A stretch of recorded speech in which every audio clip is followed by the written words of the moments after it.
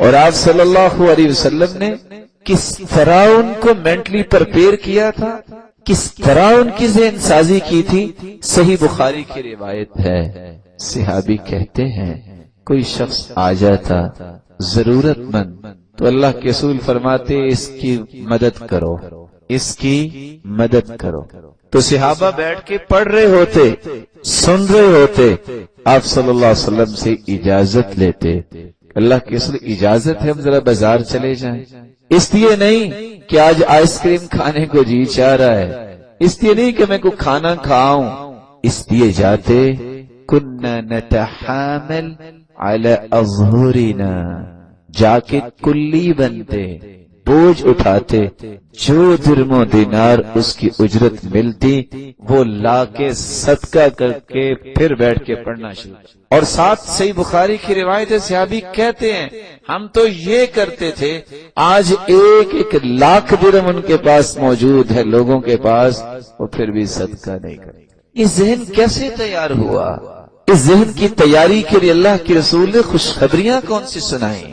اس ذہن سازی کے لیے آپ نے کون سے ایسے فرامین جاری کیے؟ میں چاہتا ہوں کہ ان فرامین کو بھی ہم سمجھیں اور سمجھنے کے بعد سوچیں کہ یہ نعمت اور یہ انعامت مجھے نہیں چاہیے۔ سب سے پہلی بات رسول اکرم صلی اللہ علیہ وآلہ وسلم نے فرمایا تھا والصدقۃ برہان، کسی کے ایمان کی سچی دلیل دیکھنی ہے یا لینی ہے یا کوئی دینا چاہتا ہے تو وہ تمہیں خرچ کرتا نظر آئے گا۔ ایمان ابھرتا ہی اس وقت ہے جب انسان اپنے ہاتھ کو اس نیکی کے لیے آگے بڑھاتا ہے۔ دوسری بات شرح صدر، سینہ اس کا وسیع ہوتا ہے، وسیع الظرف انسان وہ ہوتا ہے اور بڑا دل اس کا ہوتا ہے، اس کو اللہ تعالیٰ بہت ساری رحمتوں سے نوازتے ہیں، قلبی پریشانیاں اس کی دور ہو جاتی ہیں جب وہ صدقہ کرتا ہے۔ عبد الرحمن بن عوف رضی اللہ تعالی عنہ اتنے بڑے تاجر اور ایک مجلس میں 2,56,00,000 اور 35,000 پیش کرنے والے، وہ جب طواف کر رہے تھے تو طواف میں دعا ایک ہی بار بار کر رہے تھے، رب قنی شح نفسک، یا اللہ مجھے بخیلی سے بچا۔ ساتھ جو طواف کر رہا تھا اس نے کہا میں دیکھو یہ دعا کیا کرتے ہیں، اتنے بڑے مالدار بن گئے ہیں، اور وہ دعا کیا کر رہے تھے، رب قنی شح نفسی، یا اللہ مجھے نفس کی بخیلی سے بچا۔ وہ کہتا ہے ابھی آپ بخیل ہیں، 2 کروڑ دینے والے بخیل ہیں آپ، یہ 100 گھوڑے دینے والے اور اونٹ دینے والے ابھی آپ بخیل ہیں؟ کہا تمہیں کیا پتا ہے، بس تم بھی دعا کرو اللہ مجھے بخیلی سے بچا لے۔ شرح صدر انسان کو نصیب ہوتا ہے تو اس وقت جب وہ صدقہ کرتا ہے۔ تیسری بات متقین کی صف میں آ کے کھڑا ہوتا ہے وہ انسان جس کو اللہ ذوالجلال نے خرچ کرنے کی عادت ڈائی ہے۔ وہ خرچ کیا کرتا ہے؟ یہ 40 رویے، صرف مال نہیں، 40 رویے آپ نے سنے ہیں۔ قرآن مجید کی آیت سنیے، اللہ ذوالجلال فرماتے ہیں وَسَارِعُوا إِلَى مَغْفِرَةٍ مِّن رَّبِّكُمْ وَجَنَّةٍ عَرْضُهَا السَّمَاوَاتُ وَالْأَرْضُ أُعِدَّتْ لِلْمُتَّقِينَ الذين ينفقون في السراء والضراء والكاظمين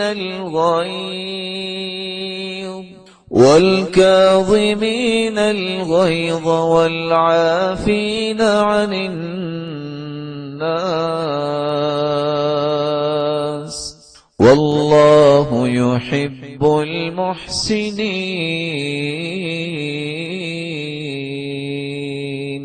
جلدی کرو اللہ کی مغفرت کی طرف اور جنت کی طرف، لیکن یہ جنت کتنی بڑی ہے؟ عرضها السماوات والارض، زمین و آسمان جتنا عرض ہے اس کا۔ کس کے لیے ہے؟ متقین کے لیے۔ متقی کون ہے؟ الذین ينفقون فی السراء والضراء، جو لوگ خرچ کرتے ہیں، کب خرچ کرتے ہیں؟ جب ان کے پاس خوشی ہوتی ہے، جب غمی ہوتی ہے، ہر حالت میں، اسودگی کی حالت میں تب بھی، مال تھوڑا بھی ہے تو پھر بھی ان کی خواہش ہوتی ہے میں دے ہی دوں۔ یہ لوگ اصل میں اللہ ذوالجلال کے متقین کی صف میں آ کے کھڑا ہو جاتا ہے۔ چوتھی بات، رسول اللہ صلی اللہ علیہ وسلم پر قرآن نازل ہوا۔ ہر بندے کی خواہش ہے میں نیکی کی حقیقت کو پالوں۔ نیکی کی حقیقت کو پانے والا ہوتا ہی وہ ہے جو محبوب چیز رب کے سامنے پیش کرتا ہے۔ قرآن مجید کی آیت سنیے، اللہ کے رسول صلی اللہ علیہ وسلم پر نازل ہوئی۔ اللہ ذوالجلال فرماتے ہیں لن تنالوا البر حتى تنفقوا مما تحبون وما تنفقوا من شيء فإن الله به عليم۔ تم نیکی کی حقیقت کو نہیں پا سکتے جب تک اپنی محبوب چیز اللہ کی راہ میں خرچ نہیں کرتے۔ پانچویں بات جو رسول اللہ صلی اللہ علیہ وسلم نے سمجھائی، جو آج میں اور آپ بسا اوقات بھول جاتے ہیں، اور وہ بات کیا ہے؟ اللہ کے رسول نے قسم اٹھا لی۔ اللہ کے رسول کی بات سے بڑھ کے تو دنیا جہان کی ساری قسمیں اکٹھی ہو جائیں تو اس کی صداقت کا مقابلہ نہیں ہو سکتا۔ یعنی ساری دنیا قسمیں اٹھائے اور اللہ کے رسول صلی اللہ علیہ وسلم کی زبان سے نکلی ہوئی بات کی صداقت کو نہیں پہنچ سکتی، لیکن اللہ کے رسول قسم اٹھا لے۔ آپ نے قسم کیا اٹھائی؟ فرمایا میں تین چیزوں پہ قسم اٹھاتا ہوں، ما نقصت صدقۃ من مال، اللہ کی قسم صدقہ کرنے والے کا مال کم نہیں ہوتا، زیادہ ہوتا۔ دوسری قسم، جو اللہ کی قسم جو تواضع اختیار کرتا ہے اللہ اسے اتنی ہی زیادہ عزت سے نوازتا۔ تیسری قسم، اللہ کے رسول کیا فرماتے؟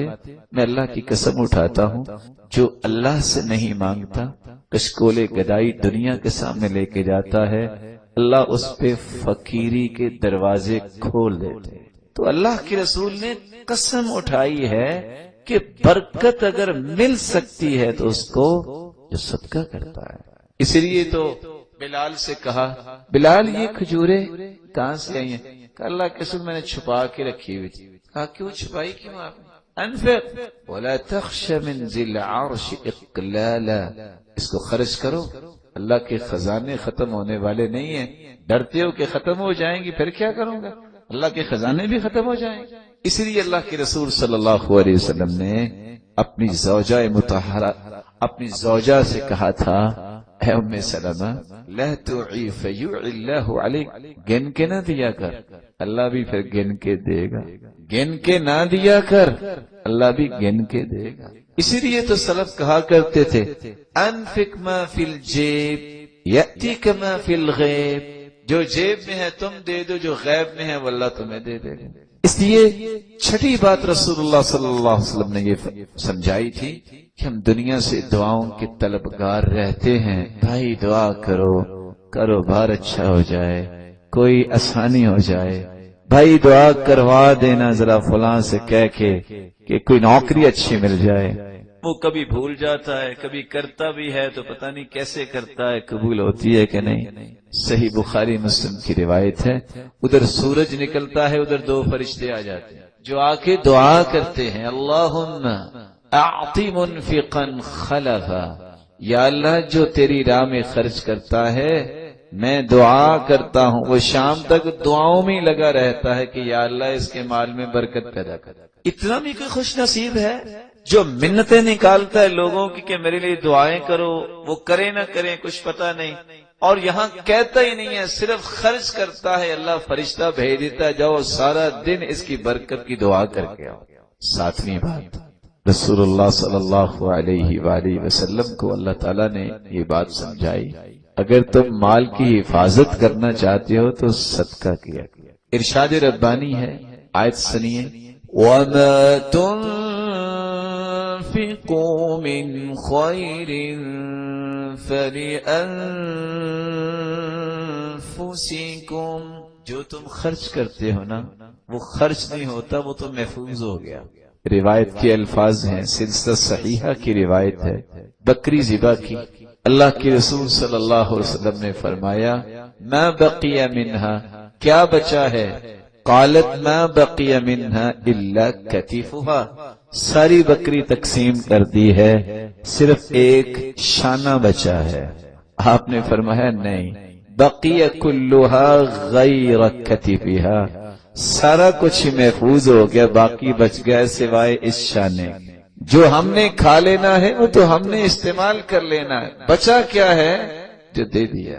رسول اللہ صلی اللہ علیہ وآلہ وسلم نے اس لیے فرمایا تھا کہ زندگی کی خواہش ہر ایک کو ہوتی ہے لمبی زندگی مجھے مل جائے، خواہش ہر ایک کو ہوتی ہے میری زندگی میں برکت آ جائے، یہ برکتیں، یہ عمر میں اضافہ، یہ اللہ عز و جلال دیتے ہی اس کو ہے۔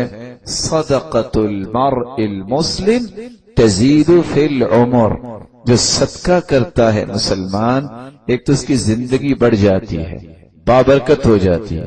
وتمنع میتۃ السوء، اور اللہ تعالیٰ اسے بری موت سے بھی بچا دیتے ہیں۔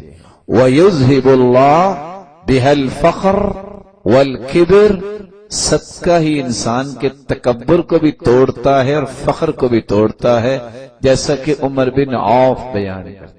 نویں بات، کب اجر جو ہے وہ 1 سے 10 سے 70 سے 700 سے انلیمیٹڈ بڑھتا ہے؟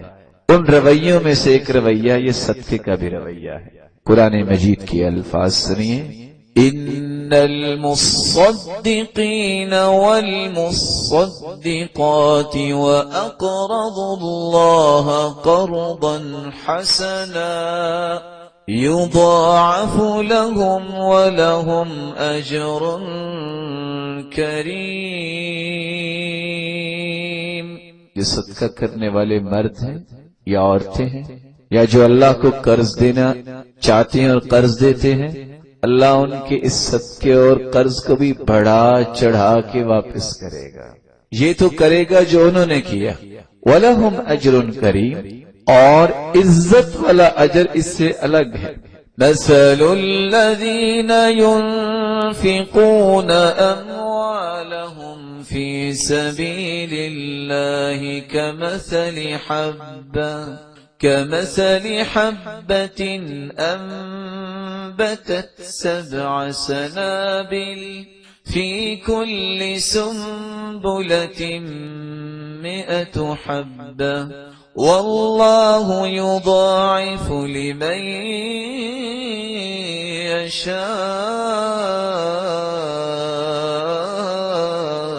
يشاء والله عليم حكيم۔ مثل الذين ينفقون أموالهم في سبيل الله كمثل حبة، خرچ کرنے والوں کی مثال تو دانے کی منے، كمثل حبة أنبتت 7 سنابل، ایک دانے سے 7 بالیاں بنتی، فی کل سنبلۃ 100 حبة، اور ایک بالی میں 100 دانہ، تو ایک ہی دانہ کتنے دانوں کا سبب بنا؟ 700۔ واللہ یضاعف لمن یشاء، اللہ چاہے تو 700 سے بھی بڑھا سکتا ہے جس کے لیے چاہے۔ اسی لیے یحییٰ بن معاذ رحمہ اللہ تعالی کہا کرتے تھے، ما اعرف حبہ تزن جبال الدنیا الا من الصدقہ، میں نے دنیا کے بہت سارے دانے تو دیکھے لیکن کیا کمال کا یہ دانہ ہے جو صدقے کا دانہ ہے، جو قیامت کے دن اللہ اسے نیکیوں کا پہاڑ بنا دے گا۔ یہ صدقہ، یہ دانہ پہاڑ کیسے بن گیا؟ کیونکہ یہ صدقے کا دانہ۔ اور اسی بات کو ہی اللہ کے رسول صلی اللہ علیہ وسلم نے سمجھایا، من انفق نفقہ فی سبیل اللہ کتبت لہ 700 ضعف، جو دنیا میں خرچ کرتا ہے، اور دوسری روایت میں آتا ہے ایک اونٹنی اگر اللہ کی راہ میں دیتا ہے تو 700 اونٹنیوں کی مہار قیامت کے دن اس کے ہاتھ میں دے دی جائے۔ 10ویں بات رسول اللہ صلی اللہ علیہ وآلہ وسلم نے صحابہ کرام کو سمجھائی کہ ایک بات یاد رکھنا، ہر چیز کی حفاظت تم خود کرتے، ہر چیز کی حفاظت کے طریقے تم خود اختیار کرتے ہو، لیکن صدقہ ایک ایسی مبارک چیز ہے، اس کی حفاظت اللہ خود کرتے ہیں۔ آپ کسی اینولپ میں ڈال کے کسی کو دیتے ہو، آپ کسی غلے میں ڈالتے ہو، آپ کسی کپڑے میں ڈالتے ہو، آپ کسی جگہ رکھ دیتے ہو، مت سمجھیے کہ آپ نے اینولپ میں ڈالا ہے، تمہیں نظر آ رہا ہے۔ اخذها الرحمن بیمینی، وہ صدقہ تھوڑا ہو یا زیادہ ہو، اللہ اسے اپنے دائیں ہاتھ میں لے لیتے۔ کتنا خوش نصیب ہے وہ انسان جس کا مال اللہ کو اتنا پسند آیا کہ اللہ نے اسے اپنے دائیں ہاتھ میں جگہ دی۔ ثم یربیہا، دوسری روایت میں آتا ہے وَإِن كَانَتْ تَمْرَةٌ، تم ایک کھجور بھی دو، صحیح مسلم کی روایت، فَتَرْبُو فِي كَفِّ الرَّحْمَنِ، تو اللہ عز و جلال کی مبارک ہتھیلی میں وہ بڑھنے لگ جاتی ہے، حَتَّى تَكُونَ أَعْظَمُ مِنَ الْجَبَلِ، وہ پہاڑ سے بھی کھجور بڑی بن جاتی ہے۔ 11ویں بات رسول اللہ صلی اللہ علیہ وسلم نے فرمایا، یہ ساری آپ خوشخبریاں سننے کے بعد خواہش تو کرو گے کہ گناہ تو مٹے نہیں ہیں، تو گناہوں کی معافی کا بھی کوئی ذریعہ ہونا چاہیے۔ آپ نے فرمایا الصدقہ تطفئ الخطیئہ کما یذہب، الصدقہ تطفئ الخطیئہ کما یطفئ الماء النار، جس طرح آگ پہ پانی ڈالنے سے آگ ختم ہو جاتی ہے، صدقہ کرنے سے گناہ ختم ہو جاتے ہیں۔ آپ صلی اللہ علیہ وسلم نے 12ویں بات بیان کی، فرمایا کہ صرف گناہوں کی معافی نہیں ملتی بلکہ انسان بری خصلتوں سے بچ جاتا ہے۔ وہ کہاں گئی مائیں جن کے بچے نماز لیٹ پڑھتے تھے تو وہ صدقہ دیتی، کہتی یہ کیا بہن صدقہ کس دیے؟ کہا یہ میرے بچوں میں بیماری ہے نا لیٹ نماز پڑھنا، روحانی بیماری ہے، جس طرح یہ جسمانی بیماری کا علاج ہے صدقہ، تو میں صدقہ اس لیے دیتی ہوں وقت پہ نماز پڑھ۔ بری خصلتوں سے انسان بچتا ہے اس وقت جب وہ صدقہ کرتا ہے۔ دنیا کے ہر فتنے کا علاج صدقے کو بیان کیا گیا ہے۔ صحیح بخاری کی روایت ہے، فتنۃ الرجل فی اہلہ ومالہ ونفسہ وولدہ وجارہ، تمہاری ذات کا فتنہ ہے یا اولاد کا فتنہ ہے یا مال کا فتنہ ہے یا بیوی کا فتنہ ہے یا پڑوسی کا فتنہ ہے، یہ سارے فتنے کیسے ختم ہوں گے؟ یکفرها الصیام والصلاۃ والصدقہ والامر بالمعروف والنہی عن المنکر، نماز تو پڑھتے ہی ہو، روزہ بھی رکھتے ہو، نیکی کا حکم دیتے ہو، برائی سے منع کرتے ہو، صدقہ کرو، سارے فتنے ختم ہو جائیں۔ 14ویں بات اللہ کے رسول صلی اللہ علیہ وسلم نے سمجھائی، داؤوا مرضاکم بالصدقہ، تم کیا سمجھتے ہو کہ دنیا کی کوئی بیماری کا علاج نہیں ہے؟ تم بیماری کا علاج چاہتے ہو، صدقہ کرو، تمہاری جسمانی بیماریاں ختم ہو جائیں۔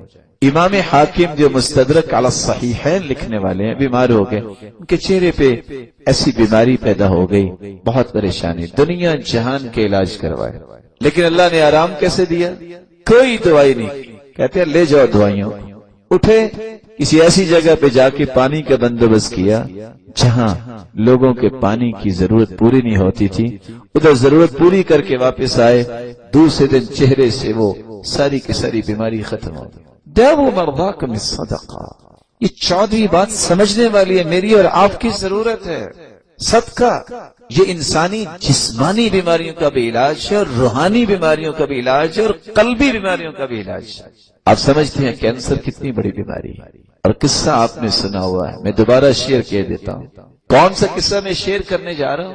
ایک شخص جس کو یہ پتا چل گیا کہ میرا کینسر آخری سٹیج پہ، ڈاکٹرز نے کہا کہ واپس بھی نہ جاؤ، ابھی کچھ امید ہے کہ علاج ہو سکتا ہے۔ کہا نہیں، مجھے ایک مطلب بچوں سے ملنا ہے، پھر میں علاج کروانے کے لیے آؤں گا۔ واپس آیا گھر، جا رہا تھا، بچوں کو بٹھا کے سمجھایا کہ بیٹا زندگی کا پتہ کوئی نہیں، تو آپ یہ اس بات کا خیال رکھنا۔ باہر نکلا تو ایک گوشت کی دکان پہ ایک عورت بیٹھی، گوشت کے بقایا وہ چربی اکٹھی کر رہی۔ پوچھا آپ کیا کر رہی ہیں؟ کہا بیٹا سال میں ایک مرتبہ اپنے بچوں کو میں گوشت کھلاتی ہوں، خامد فوت ہو چکا لیکن اس سال نہیں کھلا سکی، تو میں نے کہا چلو یہی لے جاتی ہوں، بچوں کو کچھ تو دے دو، اس سے برداشت نہیں ہوا۔ کہا یہاں تک حالت پہنچی ہوئی ہے کہ صاحب سے کہتا ہے اس کو گوشت دے دو۔ کہا میرے پاس تو آج صرف ایک پاؤ رہ گیا ہے۔ کہا آئندہ سے جب بھی یہ آئے اس کو گوشت دے دینا، پیسے میں دیا کروں۔ پاؤ اس دن لے گئے، وہاں سے تیاری کی، واپس ڈاکٹرز کے پاس پہنچا۔ ڈاکٹرز نے رپورٹس بنائی، کہتے ہیں تم وہی ہو جو پہلے آئے تھے؟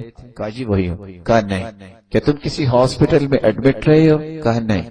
کیا تم کسی طبیب حکیم سے علاج کروا کے آئے ہو؟ کہا نہیں۔ کہا تم یہ سوال کیوں کر رہے ہو؟ کہا رپورٹ یہ بتاتی ہے کہ آپ کو تو کینسر نام کی چیز ہی کوئی نہیں۔ کس چیز نے علاج کیا؟ ایک پاؤ گوشت۔ سلف صالحین میں سے ایک شخص آیا، اس کے گھر میں ایک شخص نے آ کے نوک کیا دروازہ اور آ کے کہتا ہے مجھے 400 درہم کی ضرورت ہے۔ کتنے درہم کی؟ 400 درہم۔ وہ جلدی سے آ کے 400 درہم اس کو دیا اور دینے کے بعد واپس آ کے رونے لگ گیا۔ بیوی کہتی ہے اگر آپ نے رونا ہی تھا تو آپ اس کو نہ دیتے، اس کو قرض نہ دیتے اگر آپ کے پاس طاقت نہیں تھی۔ کہا میں اس لیے نہیں رو رہا، میں دو چیزوں کی وجہ سے رو رہا ہوں۔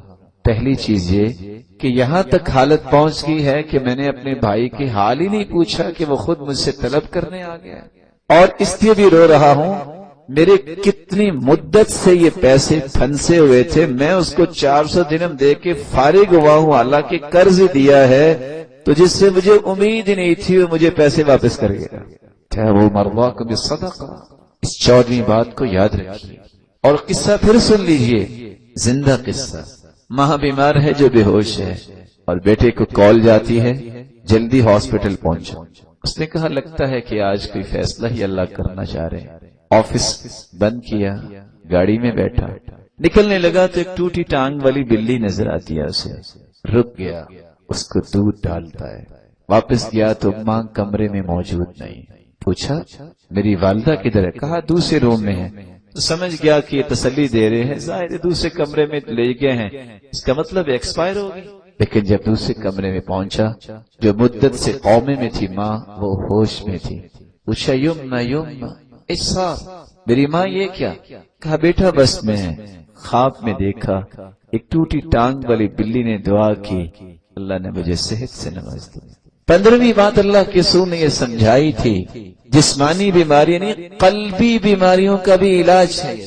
ایک شخص آ کے کہتا ہے اللہ کے رسول صلی اللہ علیہ وسلم دل بہت سخت ہے، آپ نے فرمایا ان اردت تلین قلبک، اگر اپنے دل کو نرم کرنا چاہتے ہو دو کام کر لو، اطعم المسکین وامسح رأس الیتیم، مسکین کو کھانا کھلا دو اور یتیم کے سر پہ ہاتھ رکھو، اس کی کفالت کرو، تیرا دل خوبصورت ہو جائے۔ 16ویں بات، ہر شخص کی خواہش ہے، گرمی بہت ہے، پتہ ہے قبر میں کتنی گرمی ہوگی، پتہ ہے قبر کے حالات کیسے ہوں گے؟ یہ صدقہ ہے جو آپ کو قبر میں 2 فائدے دے گا، اور قبر جانے سے پہلے کا فائدہ آپ نے سن لیا، تدفع میتۃ السوء، بری موت سے اگر بچائے گا تو تمہیں صدقہ بچائے گا۔ اور حدیث کے الفاظ کیا ہے؟ ان الصدقہ لتطفئ عن اہلها حر القبور، قبر کو ٹھنڈا کرنے والی اگر کوئی چیز ہے تو وہ صدقہ ہے۔ بلکہ اس 16ویں بات کے ساتھ یہ بات بھی ملائیے، رسول اکرم صلی اللہ علیہ وسلم نے فرمایا جب بندہ مومن قبر میں جاتا ہے، فرشتے جب سوال کرنے آتے ہیں تو سوال کرنے سے رک جاتے ہیں۔ کیوں رک جاتے ہیں؟ جب سوال کرنے آتے ہیں تو مومن کے سر کی طرف نماز ہوتی، کہتی ہے اس کو سونے دو، تنگ نہ کرو۔ روزہ اس کے دائیں طرف ہوتا ہے، سوال نہیں کرنے دیتا۔ زکوٰۃ اس کے بائیں طرف ہوتی ہے، سوال نہیں کرنے دیتا۔ صدقہ اور نیکی کے کام اس کے پاؤں کی طرف ہوتے ہیں، ادھر سے آ کے سوال کرنا چاہتے ہیں، سوال نہیں کرنے دیتے۔ اس وقت تک جب تک وہ کہتے نہیں کہ ہم نے سوال ہی کرنے ہیں، یہ اللہ کا بندہ ہے، اس کے لیے تو انعام ہی ہے، کہتے ہیں ٹھیک ہے سوال کرو۔ 17ویں بات، رسول اللہ صلی اللہ علیہ وسلم نے فرمایا تمہیں اگر قیامت کے دن شر سے نجات چاہیے، سب سے بڑی شر تو یہ ہے کہ وہاں کی ہولناکیاں کیسے ہوں گی۔ فرمایا ظل المؤمن یوم القیامت الصدقۃ، قبر سے نکلتے جاؤ گے، ساری دنیا دھوپ میں ہے، ساری دنیا پسینے میں ڈبکیاں لے رہی ہوگی، لیکن تمہارا صدقہ ہی تمہارے لیے امبریلا بن جائے گا۔ یہ مظلہ، یہ چھتری ایسی ہے، قبر سے باہر نکلو گے تو سائے میں نکلو گے۔ بلکہ فرمایا تصدقوا بصدقہ لشر یوم عسیر، اس مشکل دن میں اگر آپ اس کی شر سے بچنا چاہتے ہو تو تمہیں صدقہ کرنا ہے۔ اور پھر وہاں سے چلتے چلتے حساب تو دینا پڑے گا، لیکن اگر حساب دینے والے لوگوں کو، ان کی تکلیفوں کو تم یاد کرتے ہو اور خود کو بچانا چاہتے ہو کہ میں اللہ کے عرش کے نیچے چلا جاؤں، اس کے سایہ مل جائے، اس کے لیے بھی یہی کام ہے۔ من تصدق بصدقہ فأخفاها حتى لا تعلم شمال ما تنفق يمينه، ایسے صدقہ کرو کہ دائیں ہاتھ نے جو صدقہ کیا ہے بائیں ہاتھ کو پتہ بھی نہ چلے۔ اور اس کے سائے کے بعد اگر تمہیں یہ چاہیے کہ جہنم کے قریب نہ جاؤ، اتقوا النار ولو بشق تمرہ، مہنگی سے مہنگی کھجور اجوا بھی آپ خریدیں تو 10 روپے سے مہنگی تو نہیں ہے۔ فرمایا بشق تمرہ، آدھی کھجور بھی تمہیں اللہ کی راہ میں دے دو، اللہ اس کے بدلے میں تمہیں جہنم سے آزاد کر دے۔ بلکہ رسول اللہ صلی اللہ علیہ وسلم نے فرمایا اس دن اللہ ایسے غضبناک ہوں گے، جن پہ غضبناک ہوں گے اس سے پہلے اللہ اتنے غضبناک کبھی نہیں ہوں گے۔ اس اللہ کے غضب کو بھی ٹھنڈا کرنے کا کام جو ہے صدقۃ السر تطفئ غضب الرب، اللہ کے غصے کو ٹھنڈا کرنے والی چیز کیا ہے؟ خفیہ صدقہ کرنا۔ جس طرح جنت کے 8 دروازے ہیں اور دروازے بھی خوش قسمت لوگوں کے لیے ہیں، اللہ نے ان دروازوں میں ایک دروازہ جو ہے باب الصدقہ بنایا ہے۔ وَكَانَ مِنْ أَهْلِ الصَّدَقَةِ دُعِيَ مِنْ بَابِ الصَّدَقَةِ، صحیح بخاری کی روایت ہے، ان لوگوں کو اسپیشل پروٹوکول کے ذریعے باب الصدقہ کے ذریعے جنت میں داخل کیا جائے گا۔ اللہ ذوالجلال سے دعا ہے اللہ ذوالجلال صدقے کے ان پہلوؤں کو سمجھ کر اس کو اختیار کرنے کی توفیق عطا فرمائے۔ اور میں اپنی بات کو پھر دہرانا چاہوں گا، اسلامی اقدار کو زندہ رکھنے کے 5 گوہر آپ کو پیش کیے گئے ہیں۔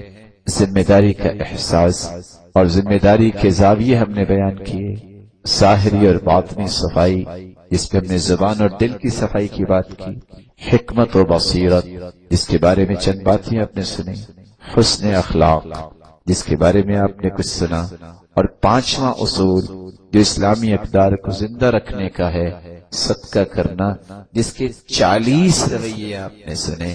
ایک نہیں، صرف مال نہیں، ان 40 رویوں کو زندہ کرنے والا، یہ صدقہ کرنے والا، اس کے ضمن میں پھر 20 انعامات آپ نے سنے، کس طرح زندگی کے ایک ایک زاویے میں خوشی لے کے جنت تک جانے کا یہ پیکج آپ نے سنا۔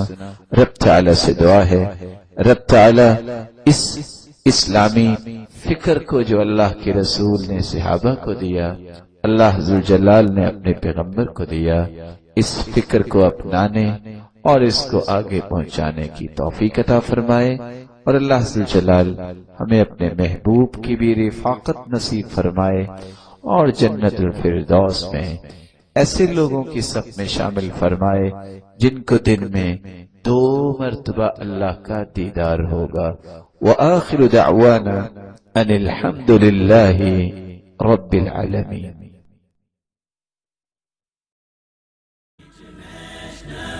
Islamic Research Center.